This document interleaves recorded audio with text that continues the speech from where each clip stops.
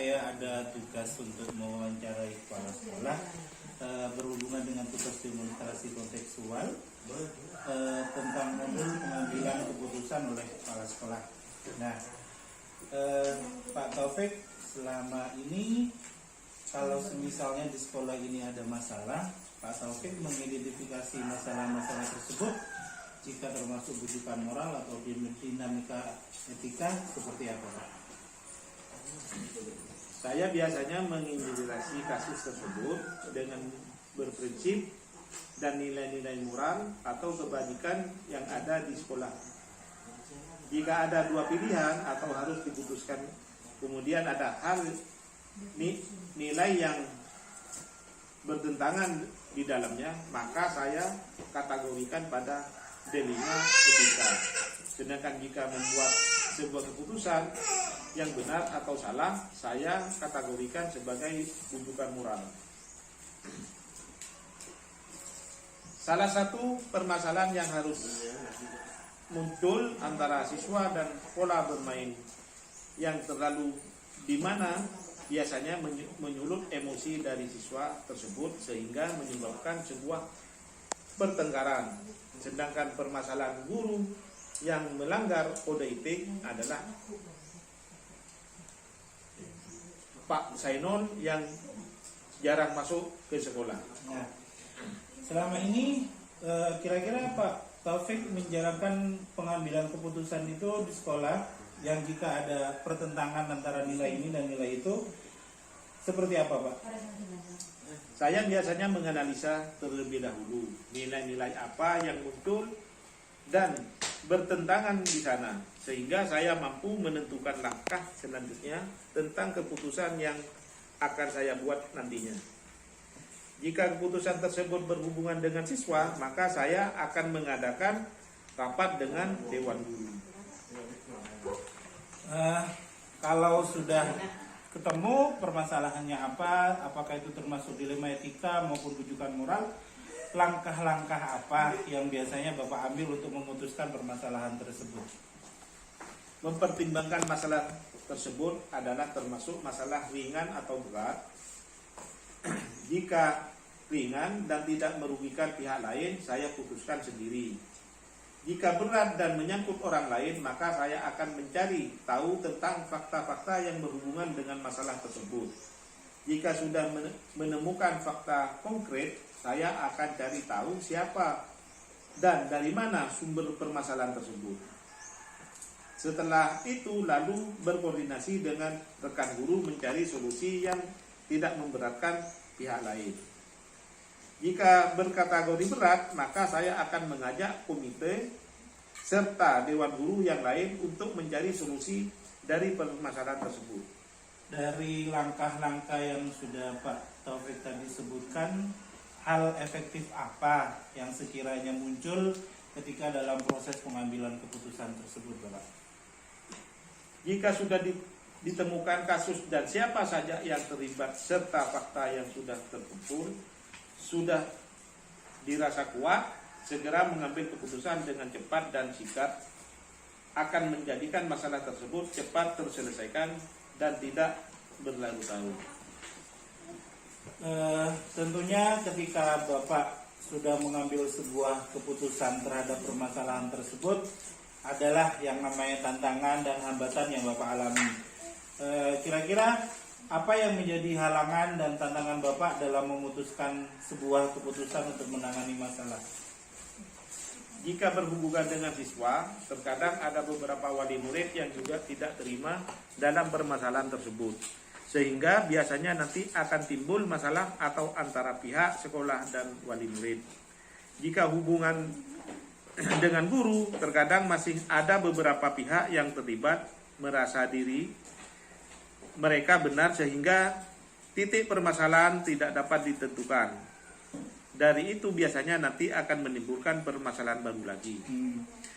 Baik, Bapak.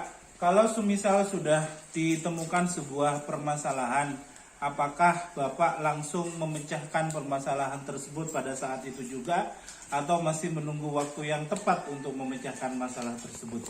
Kira-kira yang Bapak lakukan yang mana? Jika permasalahan tersebut sudah teridentifikasi, sudah ditentukan siapa saja yang terlibat serta fakta yang dikumpulkan sudah mendukung, maka permasalahan tersebut biasanya segera dicari solusinya waktu itu juga, sehingga tidak berlarut-larut dengan prosedur seperti yang saya sebutkan tadi. Tentunya dalam mengambil sebuah keputusan terhadap sebuah permasalahan, Pak Taufik, ada orang-orang yang membantu atau ada faktor-faktor yang membantu Pak Taufik dalam mengambil sebuah keputusan. Kira-kira faktor atau seseorang yang bisa membantu Pak Taufik dalam memecahkan permasalahan tersebut siapa, Pak? Jika berhubungan dengan pelanggaran siswa, biasanya yang membantu saya adalah guru kelas masing-masing. Namun jika berhubungan dengan pelanggaran kode etik guru, biasanya saya mengajak tim sekolah yang merupakan perwakilan guru serta komite untuk menentukan solusi yang tepat. Baik, Bapak, dari semua pertanyaan tadi, kira-kira pembelajaran apa yang bisa Bapak ambil dari proses pemecahan suatu masalah di sekolah ini? Sebelum memutuskan sesuatu, alangkah baiknya jika prosedur pemecahan masalah bisa diterapkan seperti identifikasi masalah, tentukan siapa yang terlibat, serta kumpulkan fakta-fakta yang relevan, sehingga nantinya juga membantu dalam menentukan solusi dari permasalahan tersebut. Dari hasil wawancara ini bisa saya simpulkan bahwa Bapak sudah melakukan beberapa prosedur untuk memecahkan masalah. Salah satunya adalah identifikasi masalah, terus kemudian menentukan siapa yang bermasalah, terus kemudian yang terakhir menentukan fakta-fakta yang berhubungan. Terima kasih Bapak atas informasi yang sudah disampaikan. Semoga ini juga bermanfaat untuk saya nantinya ketika mengambil sebuah keputusan yang berhubungan dengan orang banyak. Terima kasih. Assalamualaikum warahmatullahi wabarakatuh. Waalaikumsalam warahmatullahi wabarakatuh.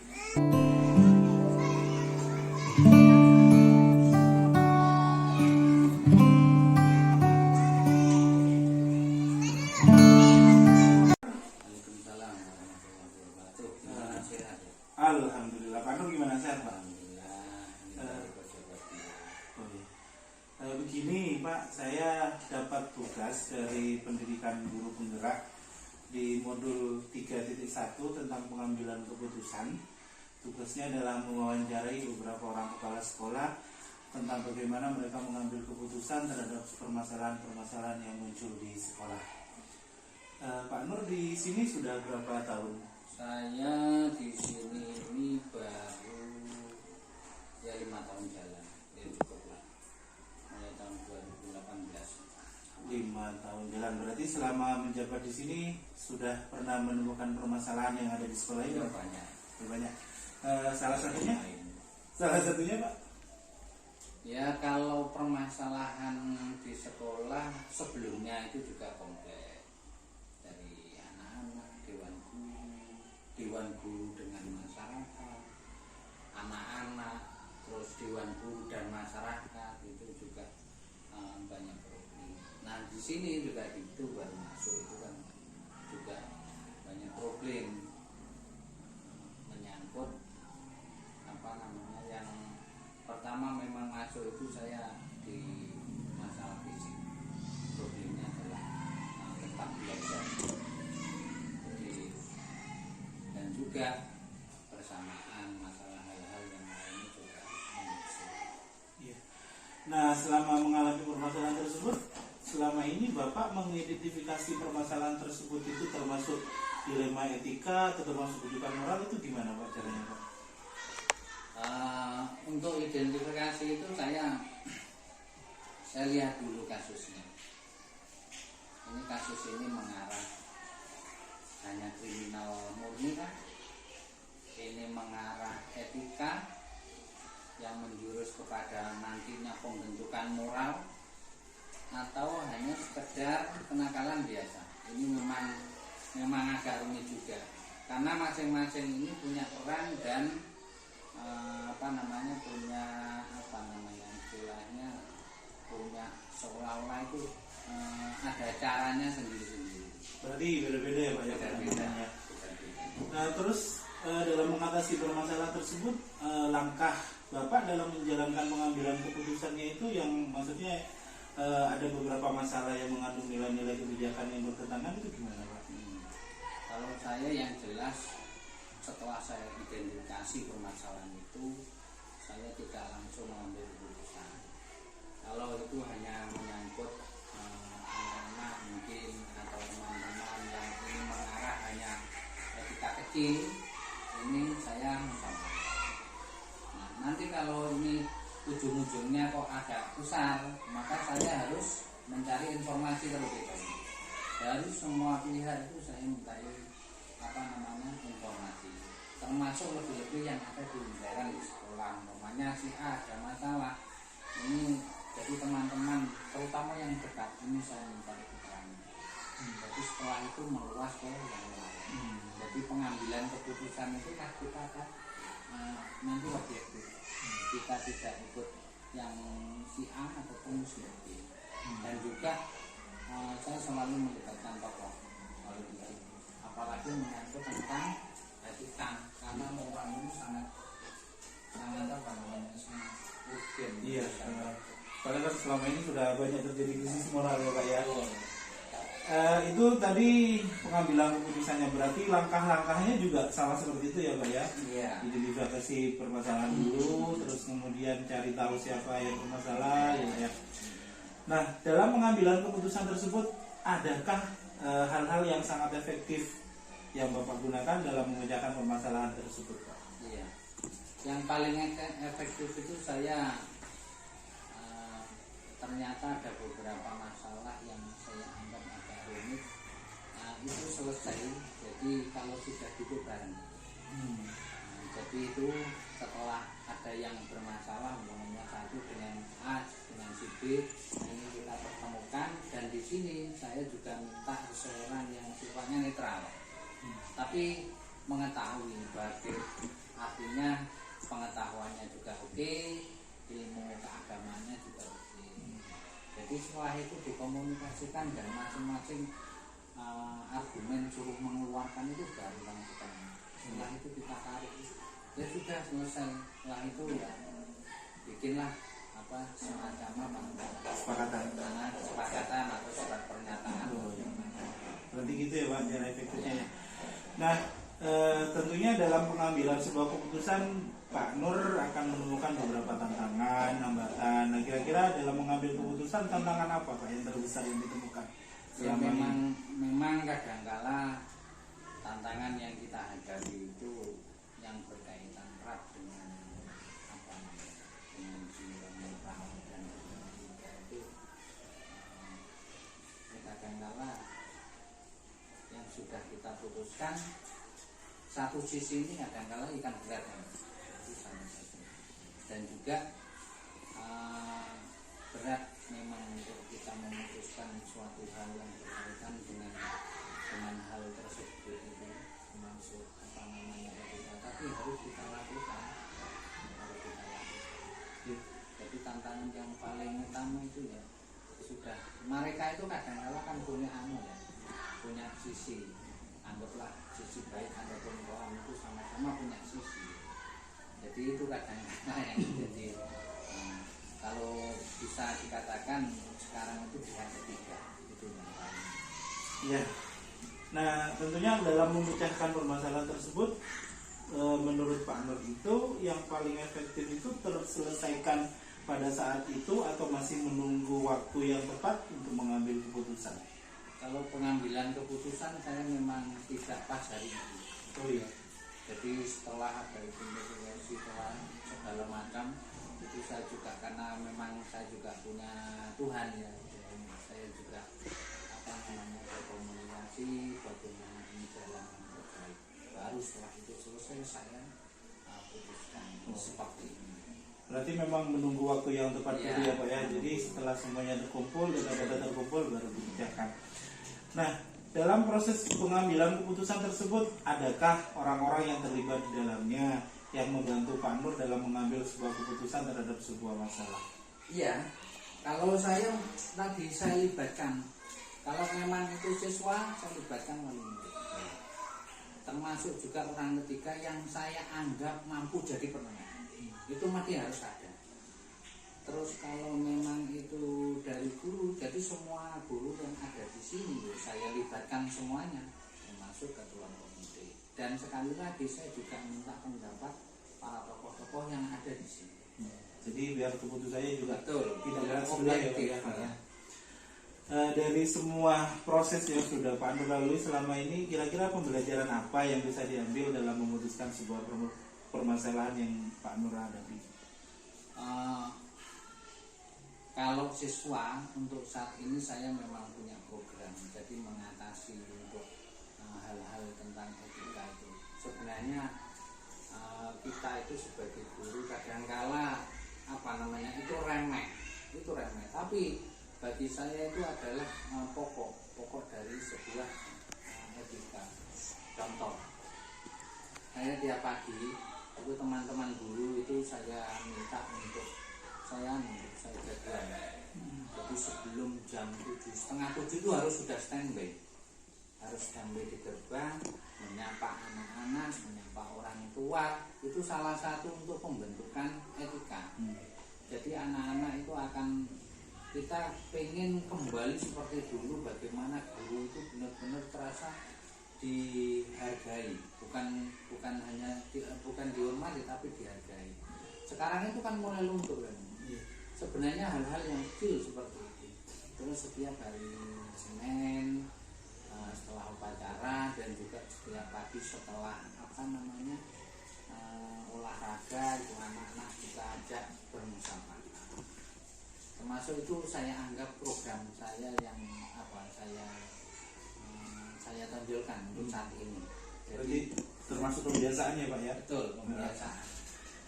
Dari hasil obrolan kita pada siang hari ini ada satu kesimpulan yang saya ambil ketika Pak Nur mengambil sebuah keputusan yang berhubungan dengan orang tuanya, entah itu dengan murid atau entah itu dengan guru. Ada paradigma yang muncul di situ, salah satunya adalah ketika menghadapi permasalahan yang berhubungan dengan kode etik. Paradigma yang muncul di sini adalah individu melawan kelompok.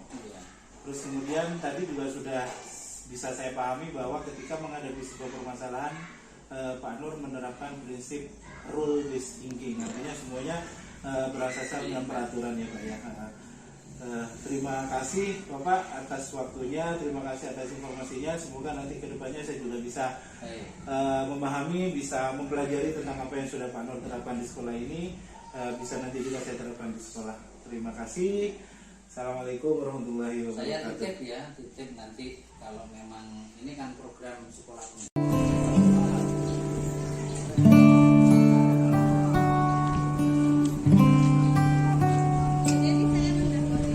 Action. Assalamualaikum Bapak. Waalaikumsalam warahmatullahi wabarakatuh. Gimana kabarnya? Sehat ya? Alhamdulillah sehat, Bapak Ralis. Saya minta waktunya sebentar. Saya kebetulan ada tugas dari Pendidikan Guru Bergerak tentang demonstrasi kontekstual yang membahas tentang proses pengambilan keputusan oleh seorang kepala sekolah. Nah, tugasnya itu saya harus mewawancarai 2 atau 3 kepala sekolah. Dan kemarin sesuai dengan kesepakatan kita, hari ini saya mewawancarai Pak. Siap. Bisa kita mulai ya Pak? Bisa, Pak. Mari. Pak Nyoto di sini bertugas mulai tahun berapa? Tahun 2013. Jadi pada bulan Mei saya ingat Mei 2013. 2013 berarti sudah 8 tahun ya Pak? 8 tahunan. Selama menjabat menjadi kepala sekolah di sini tentunya sudah banyak permasalahan yang dihadapi oleh Pak Nito. Ya banyak sekali. Banyak sekali. Ya baik itu dari guru, juga dari murid, juga dari orang tua, itu banyak permasalahannya. Salah satu contoh permasalahan yang menurut Pak Nyoto yang paling berat selama ini permasalahan ini. Kalau yang paling berat itu saya ini tentang kemuridan, murid. Tentang murid ya Pak. Karena di dalam pembelajaran itu Pak, jadi untuk mutu SDM-nya antara guru dengan murid itu sudah berbeda sekali. Kebanyakan kalau murid itu juga berbeda sekali, IQ-nya berbeda. Jadi untuk menangani seperti itu, memecahkan masalah juga agak kesulitan. Ini yang berkaitan dengan murid. Ya. Nah, dari beberapa permasalahan tersebut bagaimana cara Bapak mengidentifikasi permasalahan-permasalahan tersebut yang nantinya bisa dikategorikan sebagai dilema etika maupun sebagai rujukan moral. Kalau saya untuk mengatasi itu Pak, ini harus bisa memilah Pak. Jadi antara yang dinamakan itu yaitu untuk kasus-kasus yang merupakan dilema etika atau yang merujuk ke moral, ini harus dipilah. Artinya yang mana yang sekiranya masuk ke etika yang dilema etika. Karena dilema etika itu benar sama benarnya. Jadi permasalahan itu benar sama benarnya, saya mengambil keputusan yang mana. Jadi seperti itu. Kalau yang dinamakan dengan rujukan moral itu kan benar dan salah. Kalau benar dan salah itu bisa langsung saja yang pasti benar itu yang akan diikuti. Seperti itu. Oh ya. Selama ini bagaimana Bapak menjalankan proses pengambilan keputusan di sekolah, terutama untuk kasus-kasus yang di dalamnya terdapat pertentangan antara nilai-nilai kebijakan nilai-nilai kebajikan yang ada di sekolah ini? Selama ini yang setelah saya lakukan itu juga bermacam-macam, bervariasi Pak. Jadi bisa dikatakan dengan jadi ada untuk mengambil keputusan itu bisa seperti efektif juga bisa. Jadi yang pertama yang saya lakukan ini pengambilan keputusan yang efektif itu dulu. Yang efektif itu bagaimana? Setelah itu saya harus menindaklanjuti. Karena ada dua komponen di sini. Pengembalian keputusan atau yang dikatakan dengan keputusan itu pada permohonan menyeluruh terhadap pokok-pokok permasalahan. Jadi yang saya atasi itu permasalahannya itu dulu. Lalu saya mengambil keputusan. Ini yang pertama. Yang kedua, keputusan yang dihasilkan ini dapat dilaksanakan untuk menghasilkan tindakan nyata. Nyata yang saya katakan nyata itu yang ada di sekolah Pak, yaitu memberikan dampak pada penyelesaian masalah-masalah yang ada di sekolah. Nah, selama ini kalau misalnya ada sebuah permasalahan yang dihadapi oleh Pak Nyoto, langkah-langkah seperti apa atau prosedur seperti apa yang Bapak Nyoto tempuh untuk mengambil sebuah keputusan terhadap permasalahan tersebut? Nah, jadi langkah-langkah saya ini juga ada beberapa hal yang sudah saya ambil kesimpulan Pak. Yang pertama saya mengumpulkan fakta-fakta dulu. Fakta yang kejadian permasalahan pada baik itu dari murid, juga dari orang tua, juga dari guru pun. Seperti itu saya harus mengambil mencari fakta, kenyataan. Yang kedua, saya ini dalam menganalisa bahwa ada nilai-nilai yang moral atau tidak, karsa dan moralnya. Seperti itu. Tapi tidak lepas Pak, kalau yang dikatakan dengan etika seperti karsa itu istilahnya itu tidak lepas dari yang saya namakan itu. Nah ini dengan moral ini tidak terlepas dari itu. Terus ada lagi Pak, masih ada lagi Pak. Yang ketiga ini saya melakukan prinsip resolusi. Jadi yang saya anut, yang revolusi ini sebenarnya ada 3 prinsip. Jadi yang pertama itu berpikir berbasis hasil. Ini yang pertama. Saya harus memilih ini harus masuk kemana. Yang kedua ini berpikir berbasis peraturan. Juga ada yang ketiga ini rasa kepedulian. Tapi saya tidak mengambil semuanya. Belum tentu cocok di situ. Harus mengambil salah satu. Misalnya saya yang paling cocok berpikir berdasarkan hasil. Ya itu yang saya ikuti. Seperti berarti setelah masalah itu dikumpulkan fakta-faktanya, terus kemudian difikirkan, kira-kira ini yang cocok pakai yang mana? Seperti itu, iya. Karena nggak bisa ketiga-tiganya itu masuk ke dalamnya, nggak bisa. Iya. Nah, menurut Bapak, hal-hal apa yang sangat efektif dalam pengambilan keputusan terhadap kasus-kasus tersebut biasanya? Ya itu tadi yang di atas sudah saya simpulkan. Keputusan yang dihasilkan dapat dilaksanakan untuk menghasilkan tindakan yang nyata. Jadi yang kenyataan yang benar-benar menyelesaikan masalah di sekolah.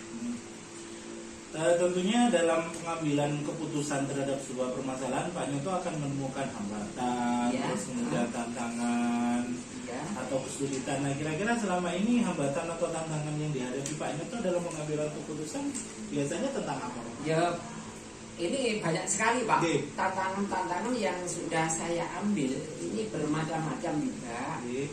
Yang pertama ini dari SDM sendiri Pak. Oh iya. Dari SDM-nya sendiri. Yang saya maksud SDM itu guru. Tantangan guru itu SDM-nya juga nggak selalu apa ya, menonjol bagus, itu enggak. Tapi ada guru yang lemah, Oke. yang sedang-sedang, ada yang tinggi.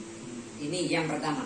Yang kedua, ini dukungan ada tindakan dari orang tua. Tuh, oke. Ini Iya. berhubungan dengan murid ya, Pak? Iya, murid. Dari murid ini pasti hubungannya dengan wali murid. Iya. Kalau saya ini guru-guru yang mengajar di sana ini, oh ada permasalahan seperti ini, saya harus memecahkan masalah. Ini terutama langsung ke wali murid. Dukungan wali murid bagaimana? Oh Pak, ingin anak saya dideskan. Nah seperti itu. Jadi ini yang kedua ya. Yang ketiga ini faktor dengan siswa kan pasti Iya. berkaitan dengan murid. Terus ada lagi keterlibatan dari sarprasnya Pak.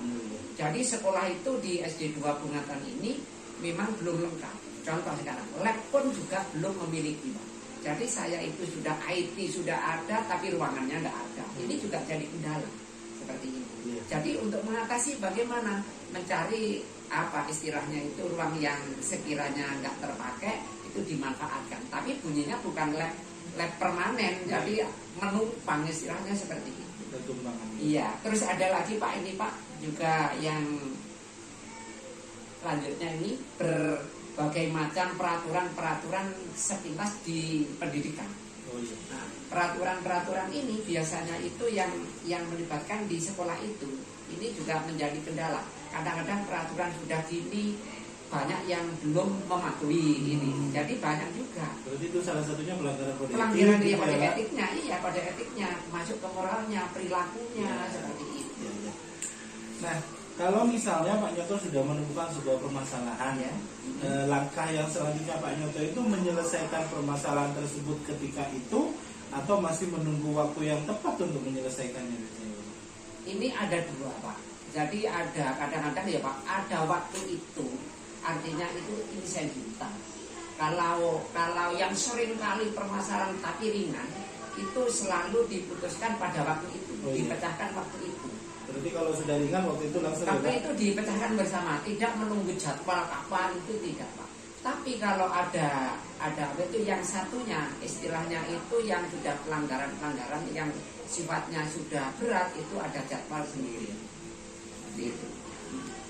Dalam pengambilan keputusan terhadap sebuah permasalahan, adakah orang-orang yang biasanya membantu Pak Nyoto dalam pengambilan keputusan tersebut atau ada faktor-faktor yang lain mungkin? Oh gini, kalau masalah itu Pak ini sudah biasa yang sudah saya lakukan. Jadi yang memberikan apa itu ya bantuan itu terutama kepada guru yang dianggap SDM-nya yang sudah apa lebih, artinya itu yang sudah pemikirannya itu sudah luas.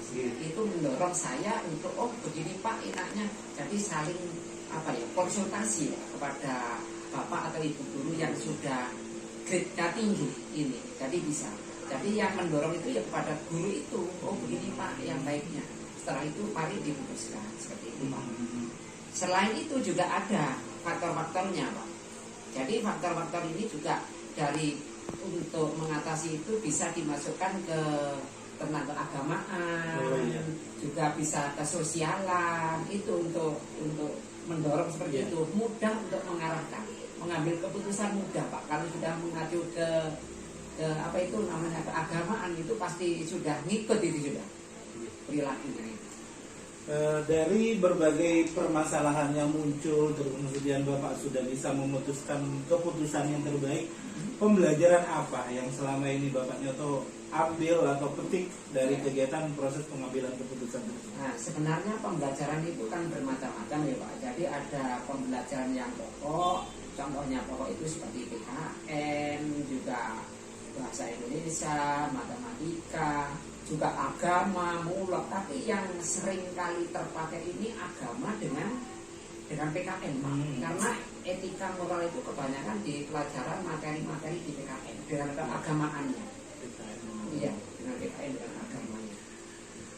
Dari hasil wawancara ini bisa saya simpulkan bahwa Pak Nyoto sudah melakukan beberapa langkah yang sesuai dalam prosedur pemecahan masalah. Tadi sudah ada identifikasi masalah. Iya, iya. Terus kemudian Pak Nyoto sudah menentukan nilai-nilai yang bertentangan apa saja. Iya. Terus kemudian mencari siapa yang terlibat di dalamnya. Terus kemudian fakta-fakta gitu ya Pak ya. Iya. Nah kalau misalnya bisa saya simpulkan, biasanya rata-rata di sini permasalahan yang dalam Pak Nyoto itu memunculkan paradigma individu melawan kelompok, Iya. melawan masyarakat, Iya.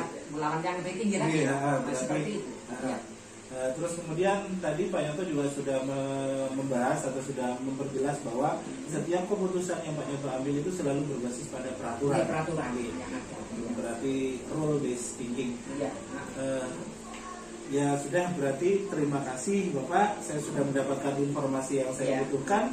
Semoga informasi dari Pak Nyoto bisa saya terapkan nanti juga di sekolah, Iya. bisa memberikan efek yang baiklah untuk saya ke depannya. Iya. Terima kasih atas waktunya. Semoga Pak Nyoto selalu diberi kesehatan, dilindungi oleh Allah, Amin. Amin.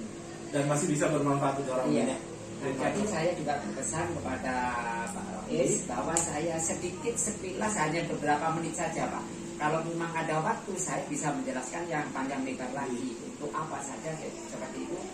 Kalau ada minta bantuan lagi saya siap Oke, kapanpun. terima kasih sudah mendukung program saya. Sama-sama. Terima kasih Pak. Iya. Mari, Iya. assalamualaikum. Waalaikumsalam warahmatullahi wabarakatuh. Oh, dagang Bu.